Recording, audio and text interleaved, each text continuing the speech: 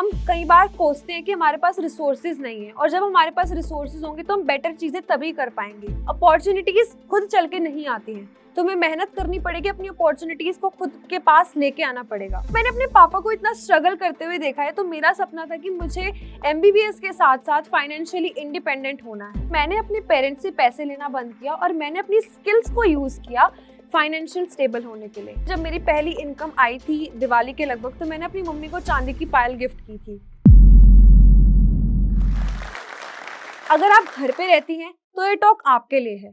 अगर आप कॉलेज जाती हैं और अपनी कॉलेज की फीस खुद से भरना चाहती हैं तो ये टॉक आपके लिए है। अगर आप घूंघट में रहती हैं और अपने पति अपनी फैमिली को फाइनेंशियली सपोर्ट करना चाहती हैं तो ये टॉक आपके लिए है। इसको जरूर सुने। तो अभी मैं बताऊंगी आपको कुछ ऐसे टिप्स जिससे आप अपनी स्किल को तो बूस्ट कर ही सकते हैं, साथ में आप फाइनेंशियल स्टेबिलिटी भी अचीव कर सकते हैं। हेलो एवरीवन, मेरा नाम आयुषी चौधरी है एंड मैं एक YouTuber, medical student and Instagram influencer हूँ।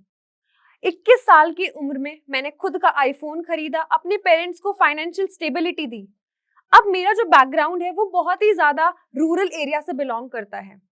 तो अगर मैं अपने बारे में बताऊं तो मैं एक बहुत ही छोटे से गांव से बिलोंग करती हूं जो कि शामली जिले में आता है। आई नो आप सबने शामली जिले का नाम सुना भी नहीं होगा, लेकिन वहां से आने के बावजूद कैसे मैं एक मेडिकल कॉलेज में पहुंची, मेडिकल कॉलेज में पहुंचने के बाद कैसे मैंने अपनी यूट्यूब की जर्नी स्टार्ट करी, कैसे मैंने अपनी इंस्टाग्राम की जर्नी स्टार्ट करी, बहुत सारे सेटबैक्स आए, बहुत सारे कमबैक्स और फेलियर्स का सामना करके मैं कैसे फाइनेंशियली इंडिपेंडेंट हुई। बचपन से ही मैंने अपनी मम्मी को अपनी खुशियों को मारते हुए देखा है। मैंने आज तक कभी भी अपनी फैमिली में अपने पेरेंट्स को एक ट्रिप पे जाते हुए नहीं देखा। तो मेरे को ये था कि मेरे को उन्हें ट्रिप्स पे लेके जाना है, मुझे फाइनेंशियली इंडिपेंडेंट बनना है। तो बचपन मेरा स्टार्ट होता है एक छोटे से गांव से। मेरी जो फैमिली का बैकग्राउंड है वो किसानी खेती वाला बैकग्राउंड है, तो वही लिमिटेड 5-6 लाख साल की इनकम हमारी फैमिली में आती थी। अब वही इनकम 6 लोग, मेरे भाई के एजुकेशन, मेरी एजुकेशन, साथ में जो हमारे घर पे काम करने वाले हैं उनको सैलरी देनी है। तो इस पूरे में ही हमारा सारा चीजें निकल जाती थी, पैसे निकल जाते थे, और हमारे खुद की ख्वाहिशों के लिए, खुद के खर्चों के लिए हमारे पास ज्यादा पैसे नहीं बचते थे। तो मैंने अपने पापा को इतना स्ट्रगल करते हुए देखा है, तो मेरा सपना था कि मुझे MBBS के साथ साथ फाइनेंशियली इंडिपेंडेंट होना है। तो यहाँ से मेरी जर्नी की शुरुआत होती है। जो मेरे को मेरा कॉलेज मिला, वो मैं साउथ में पढ़ती हूँ, तो मेरा कॉलेज मेरे घर से लगभग 2000 किलोमीटर दूर है। मेरे पेरेंट्स ने मुझे ट्रस्ट करके इतनी दूर पढ़ने के लिए भेजा, स्पेशली एक गर्ल चाइल्ड के लिए। पेरेंट्स इतना ज्यादा सेफ्टी और इनसिक्योर फील करते हैं एक लड़की को घर से 2000 किलोमीटर दूर भेजना, लेकिन वहां पे मेरे पेरेंट्स मेरा बिगेस्ट मोटिवेशन थे, तो उन्होंने मेरे को वहां पे जाने दिया। देन मेरी मम्मी को पता था कि मेरे को कैमरा कितना ज्यादा पसंद है और मैं कितना ज्यादा फोटोज वीडियोस बनाती हूँ, तो मेरी मम्मी ने मुझे आइडिया दिया कि मैं अपना यूट्यूब चैनल स्टार्ट करूँ। उस टाइम पे मैं थोड़ा सा हेजिटेट फील करती थी कि लोग मेरे बारे में क्या बोलेंगे, कि इसके 100 सब्सक्राइबर्स हैं, ये क्या कर रही है, इसको तो कोई देखता भी नहीं है। स्टार्टिंग में व्यूज भी बहुत कम आते थे। तो मैंने फरवरी 2023 में अपना यूट्यूब स्टार्ट किया, लेकिन मैंने 1-2 वीडियोस बना के उसको क्विट कर दिया क्योंकि व्यूज नहीं आ रहे थे। तो मुझे लगा कि यार कोई फायदा नहीं है, टाइम वैसे वेस्ट हो रहा है, और मेरे पेरेंट्स भी उस चीज को थोड़ा सा मेरे पापा बोलने लगे कि तू अपनी MBBS पे ध्यान दे, तुझे वहां पे पढ़ने भेजा है। बट मेरी मम्मी हमेशा से मुझे सपोर्ट करती रही। कई बार मेरी मम्मी मेरे वीडियोस का वेट करती थी, और जब मैं कुछ अपलोड नहीं करती थी तो मेरी मम्मी हमेशा मुझे कॉल करके बोलती थी कि तूने आज कोई वीडियो नहीं डाला तो प्लीज अपलोड समथिंग। तो ऐसे ही मेरी जर्नी स्टार्ट हुई यूट्यूब की। मैं इनिशियली के 2-3 महीने मैंने गैप लिया, फेब के बाद मार्च अप्रैल में मैंने गैप लिया। उसके बाद मैंने अपनी जर्नी वापस से जून में फिर से स्टार्ट करी।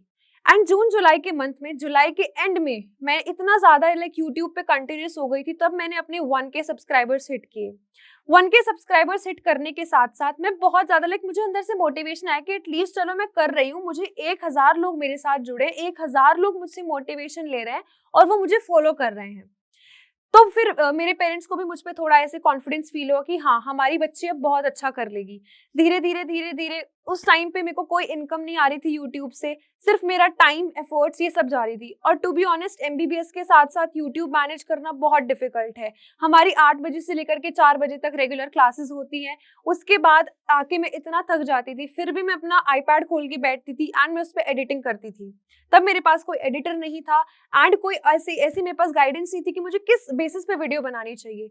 लेकिन क्योंकि मैं एक मेडिकल स्टूडेंट हूँ और मेरा बैकग्राउंड पूरा नीट से जुड़ा हुआ रहा है, इसलिए मैंने सोचा कि मैं नीट से related videos, NEET motivational videos ही अपने चैनल पे अपलोड करूंगी। तो मैंने अपनी ऐसे-ऐसे नीट की जो मोटिवेशनल वीडियोज़ हैं, अपनी जर्नी की जो वीडियोज़ हैं, छोटी-छोटी क्लिप्स मैंने क्लास की लेकर के एमबीबीएस जर्नी कैसी होती है, लोगों को एमबीबीएस जर्नी के बारे में बताया। तो मैंने वो वीडियोज़ अपलोड करना स्टार्ट किया। ऑडियंस ने उसको बहुत प्यार दिया। धीरे-धीरे मेरे 10,000 सब्सक्राइबर्स हिट हुए। तो मैं आपको यहाँ पे एक चीज़ बताना चाहूँगी कि हम कई बार कोसते हैं कि हमारे पास रिसोर्सेज़ नहीं है, और जब हमारे पास रिसोर्सेज़ होंगे तो हम बेटर चीज़ें तभी कर पाएँगे। लेकिन जो मेरा हॉस्टल में रूम है, हम रूम में 3 लड़कियाँ रहते हैं और मेरे को वो रूम बहुत कम खाली मिलता है। तो स्पेशली मेरे हॉस्टल में जो वार्डन रूम था, रात को जब मेरी वार्डन ड्यूटी पे जाती थी, मैं जल्दी-जल्दी से छुपके-छुपके उस रूम में जाती थी और 20 मिनट में फटाफट अपनी रिकॉर्ड करके मैं वापस से आती थी। तो ये है कि मेरे पास रिसोर्सेज नहीं थे। ऐसा नहीं था कि मेरी दोस्तों ने मेरे लिए मेरा रूम खाली किया या फिर वो मेरे लिए बाहर चले गए कि चलो आयुषी को रूम खाली दे देते हैं कि ताकि ये शूट कर ले, ऐसा नहीं है। तुम किसी से भी कोई चीज़ एक्सपेक्ट नहीं कर सकते हो। अगर तुम मेहनत कर रहे हो और तुम्हारा कोई पैशन है, उसके लिए तुम्हें खुद से हार्ड वर्क करना पड़ेगा। तो मैं रात को जब मेरी पढ़ाई खत्म हो जाती थी, मैं रात को 11-12 बजे उस रूम में जाती थी एंड मैंने अपनी इनिशियल की सारी यूट्यूब वीडियोज़ वहीं से स्टार्ट की। धीरे-धीरे मेरा यूट्यूब ग्रो करना शुरू हुआ, 25K सब्सक्राइबर्स हुए। Then in the month of January new year पे मैंने डिसाइड किया कि अब मुझे यूट्यूब ही नहीं, अब मुझे इंस्टाग्राम भी स्टार्ट करना है। तो मैंने इंस्टाग्राम पे पहले वीडियो डाली, मेरी वीडियो वायरल चली गई। उसके बाद मुझे एक बहुत अच्छा कॉन्फिडेंस आया कि अब धीरे-धीरे मैं फेमस हो रही हूँ और मुझे लोग जान पा रहे हैं, तो अब मुझे और अच्छा करना है और अच्छा कंटेंट डालना है। तो उसी बीच मेरा फ़ोन थोड़ा खराब हो गया। लेकिन फिर मैंने ये सोचा कि मैं अपने पेरेंट्स को नहीं बोलूँगी अब कि आप मुझे नया फ़ोन दिलाएँ। तब मैंने सोचा कि मैं अब खुद के पैसों से ही अपना पहला फ़ोन खरीदूँगी। तो फिर मैंने उसी खराब फ़ोन से अपनी रिकॉर्डिंग्स की और मैंने इंस्टाग्राम पे रील्स डालना स्टार्ट किया। मेरी रील्स का जो कंटेंट है वो मोस्टली नीट और मोटिवेशनल कंटेंट है। तो मेरी रील्स मिलियंस में गई और इन अ मंथ मेरे 10K फॉलोवर्स हो गए। 10K फॉलोवर्स होने के बाद जब मैंने अपने घर पे बताया तो मेरे घर वाले बहुत खुश थे कि एमबीबीएस के साथ-साथ मैं इंस्टाग्राम भी मैनेज कर रही हूँ, मैं यूट्यूब भी मैनेज कर रही हूँ और मेरा फर्स्ट ईयर का रिजल्ट भी काफ़ी अच्छा आया था। तो पेरेंट्स को एक ट्रस्ट बिल्डअप हो जाता है कि चलो तुम्हारा बच्चा बाहर रह के इतना अच्छा कर रहा है। और मैं हमेशा से चाहती थी कि मैं अपने पेरेंट्स पर फाइनेंशियली डिपेंडेंट ना हूँ और मैं कॉलेज जाते ही अपनी इनकम करना स्टार्ट कर दूँ। तो फर्स्ट ईयर में जब मेरी पहली इनकम आई थी दिवाली के लगभग, तो मैंने अपनी मम्मी को चांदी की पायल गिफ्ट की थी। उसके बाद से मैंने अपना जो खर्चा है, अपना बेसिक नीड्स का जो भी घर से पॉकेट मनी लेना बिल्कुल बंद कर दिया था और धीरे-धीरे मेरी जो पहली यूट्यूब की इनकम थी वो थी सिर्फ ₹1500। तो मैंने ऐसे अपनी पैसे जोड़े थोड़े बहुत और कई बार ऐसा भी होता था कि मैं ज़्यादा खर्च कर देती हूँ, मेरा हाथ थोड़ा-सा खर्चे में थोड़ा ज़्यादा चलता है, तो मेरे पास कई बार सेविंग्स नहीं बचती थी। बट फिर भी मैंने अपनी किताबों से लेके एमबीबीएस के अपने खर्चा, अपनी मेस की फीस सब खुद पे किया। अब मेरा इंस्टाग्राम भी ग्रो हो रहा था, तो मार्च में लगभग मैं अभी थोड़े दिन पहले घर आने वाली थी। तो जैसे मैं घर ट्रैवल कर रही थी, रास्ते में मेरा फ़ोन बिल्कुल खराब हो गया। तो मेरे पास करीबन 60-70 थाउज़ेंड्स मेरे बैंक अकाउंट में थे। तो तब उस टाइम पे जब मेरा फ़ोन खराब हुआ, तो मेरे को ये सोचने की ज़रूरत नहीं थी कि मुझे अपना नया फ़ोन खरीदने के लिए घरवालों से पैसे माँगने पड़ेंगे। उस टाइम पे मुझे खुद पे इतना प्राउड फ़ील हो रहा था कि यार अब मेरा फ़ोन खराब हुआ है, तो मैं जाके खुद से अपनी चीज़ें कर सकती हूँ। तो यही होता है कि जब आप फाइनेंशियली इंडिपेंडेंट होते हो तो आप अपने डिसीजंस, आपको फाइनेंशियल स्टेबिलिटी होती है अगर, तो आप अपने डिसीजंस, फ्रीडम होती है आपको कि आप कुछ भी कर सकते हो लाइफ में। आप मनपसंद का कपड़ा खरीद सकते हो, आप अपने पेरेंट्स को बाहर घुमाने लेके जा सकते हो। बहुत सारे लोग बोलते हैं कि पैसा लाइफ में इंपॉर्टेंट नहीं होता है, लेकिन जब मैंने अपनी मम्मी को अपनी बेसिक चीजों से अवॉइड कर करके पैसे सेव करके हमारी ट्यूशन की फीस भरते हुए देखा है, तो तब मुझे रियलाइज हुआ कि पैसा इंपॉर्टेंट तो है। तो ऐसे ही मैंने धीरे-धीरे कमाना स्टार्ट किया, फिर मेरी इनकम जो है वो थोड़ी बढ़ती गई। कई बार मैंने महीने का 1 लाख भी कमाया है और कई बार मेरी इनकम 20-30 हज़ार भी है। लेकिन बात यहाँ पे ये नहीं है कि मैं कितना कमाती हूँ, बात यहाँ पे ये है कि मैंने अपने पेरेंट्स से पैसे लेना बंद किया और मैंने अपनी स्किल्स को यूज़ किया फाइनेंशियल स्टेबल होने के लिए। आजकल हमें पता है औरतों को बहुत वीक समझा जाता है, फिर भी हमारी जो औरतें हैं वो आगे बढ़ रही हैं और अपनी स्किल्स को यूज़ करके पैसे कमा रही हैं। तो फाइनेंशियल इंडिपेंडेंट होना बहुत ज़रूरी है, क्योंकि जब आप फाइनेंशियली इंडिपेंडेंट होते हो ना, तो आपको सब लोग रिकॉग्नाइज करते हैं और आपकी सब लोग रिस्पेक्ट करते हैं। तो अगर आप भी एक ऐसे ही आप भी फाइनेंशियली इंडिपेंडेंट होना चाहते हो, तो मैं आपको सिर्फ एक चीज़ बोलूँगी कि आप लोगों की मत सुनिए। आपको इनिशियली कोई नहीं देखेगा, आपके यूट्यूब पे व्यूज़ नहीं आएँगे या फिर जो भी आप स्किल सेट फॉलो कर रहे हो, आपको इनिशियली कोई इतनी जल्दी से आपको कोई अप्रोच नहीं करेगा। लेकिन आपको वहाँ पे सबको इग्नोर करके सब आप ये सोच के चलो कि बस ये वीडियो मैं अपने लिए डाल रही हूँ। कोई तो मुझे रिजल्ट नहीं मिलेगा, कोई मुझे एक्सपेक्टेशंस नहीं है। जब आप बिना एक्सपेक्टेशंस की चीजें करते हैं ना, तो आपके पास रिजल्ट खुद पे खुद चल के आते हैं। मैंने भी यही किया कि मैं यूट्यूब पे डालती रही। मुझे भी 5-6 महीने लगे अपनी इनकम जनरेट करने में, लेकिन एक टाइम ऐसा आएगा जब आप कमा पाओगे। और आजकल तो ऑनलाइन इतने प्लेटफॉर्म्स हैं, अगर आप ग्रेजुएशन कर रहे हैं या फिर अगर आप कोई भी चीज, कोई भी कोर्स कर रहे हैं, तो आप ऑनलाइन बच्चों को ट्यूशन दे सकते हैं, अपने स्किल सेट को फॉलो कर सकते हैं, आप ब्लॉग्स डाल सकते हैं। तो लाइक पैसे कमाना आजकल बहुत आसान है, जस्ट तुम्हें राइट डायरेक्शन फॉलो करनी है।